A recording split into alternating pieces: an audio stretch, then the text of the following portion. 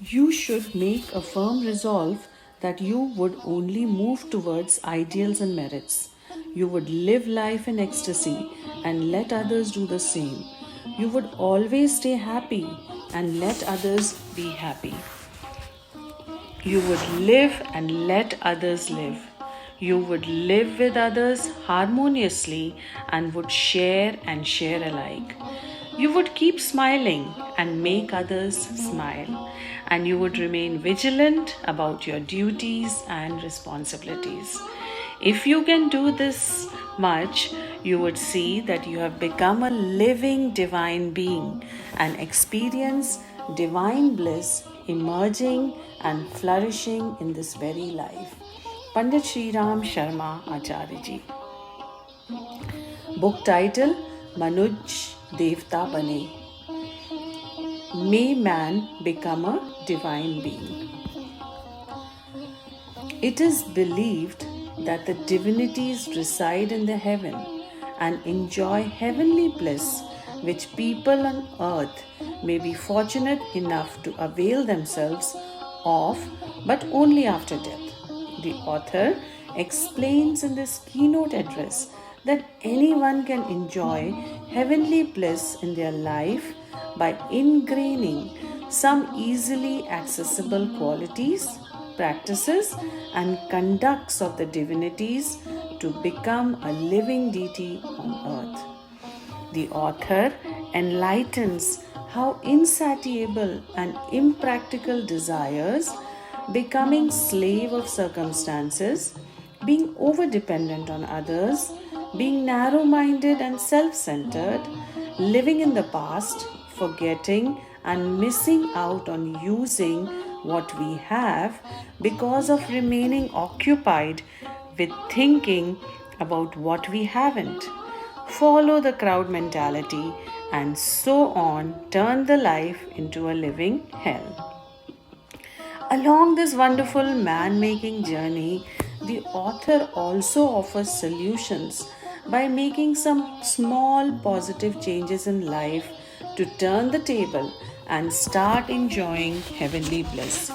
For example, transforming mental outlook to adapt to existing situations and making the most of it, giving precedence to duties and responsibilities and taking delight in fulfilling them, not to rely entirely on people or situations, to remain prepared for any unexpected situations, instilling sportsmanship and facing any situation, good or bad, with a smile on the face, learning from the past and making the best use of the present time to work towards a better future. Dealing with evil people the way a doctor treats infection without harming the patient. Learning to be self-reliant and so on. The author sheds some important light on some distinct characteristics of the divinities which people could easily imitate to make their life blissful. For example, developing a giving nature and sharing knowledge, money, resources, facilities, and other personal possessions with others. Sharing in others' difficulties, being self confident and self reliant, and so on. The book also answers some questions. What are the heaven and the hell? How does man create heaven or hell for himself? How to live life so as to make it heavenly, blissful? What is positive thinking and how to practice it? What can we give others if we don't have money? What are the qualities of and how to become a Brahmin and a saint? Few excerpts from the book. Friends, heaven and hell are your own creations. You can create the heaven as well as ruin it. You have the heaven in your one hand and the hell in the other. You can open up the door to heaven, see it and enjoy it if at all you wish so.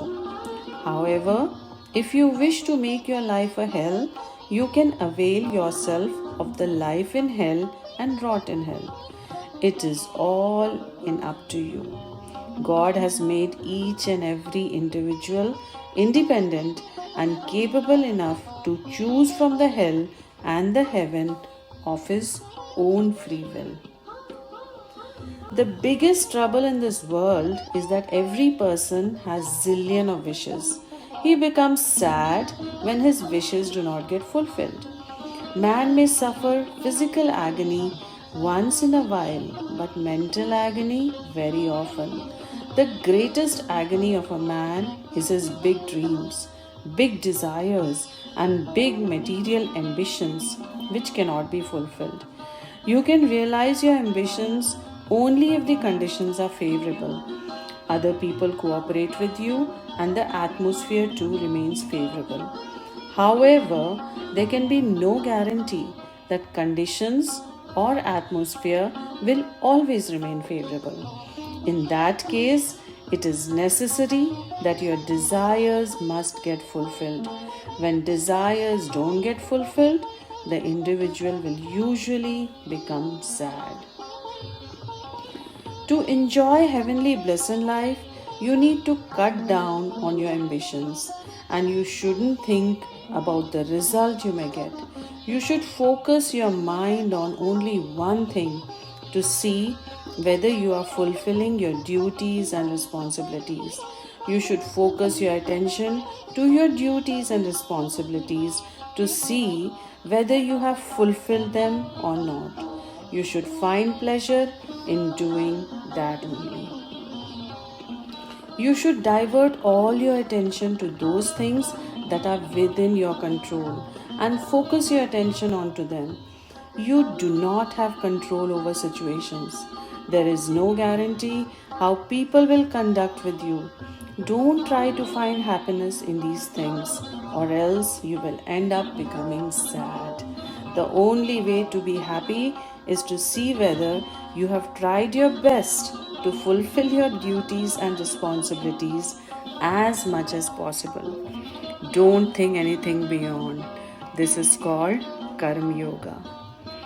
You should be the person who practices Karma Yoga. You should have the best possible expectations and should also be ready for the worst possible scenario. It isn't necessary that you would certainly get the result you had wished for. You should have the best possible hopes and aspirations. You should also cherish a dream about your wonderful future. But at the same time, you should also be ready for something happening quite opposite to your expectations. We shouldn't only cherish a dream about future, but should also be prepared to face the worst possible scenario. If you agree wholeheartedly to it, I would call you a Karma Yogi. Then you would thoroughly enjoy your life. The divinities have one more feature. What is that? They don't think about only themselves when using something. They share it with others. You should also share with others whatever you have. The divinities share with others whatever they have and share in others' difficulties. The person who shares his facilities and resources with others is called the deity. What is the gist of Vasudeva Kutumbakam, or thinking of the whole world as a family? It means the same as the belief of Atmavat Sarvabhuteshu, or seeing everyone as our own spiritual kin. You share in others' difficulties and share your resources with others.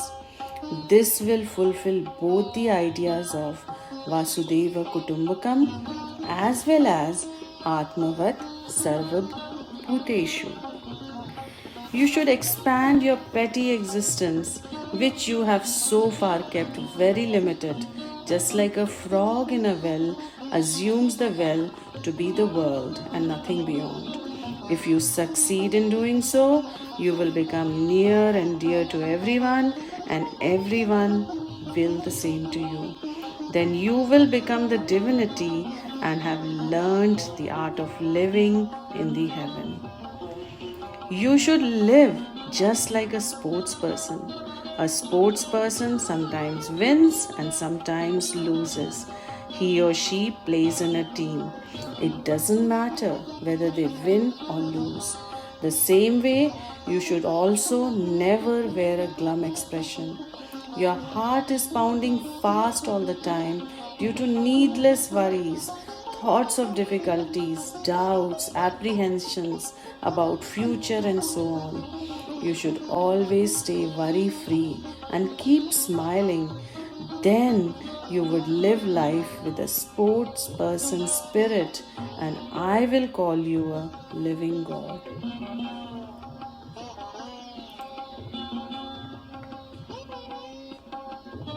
Few topics covered in the book are the heaven and the hell, realizing heavenly bliss in life, freedom to enjoy heavenly bliss or to suffer hellish agony, causes of miseries and their solutions, mental outlook versus outer situations, karma yoga in practice, living with a youthful mentality and sports person spirit, the divinities and their special characteristics, how to become a living deity and enjoy heavenly bliss in life.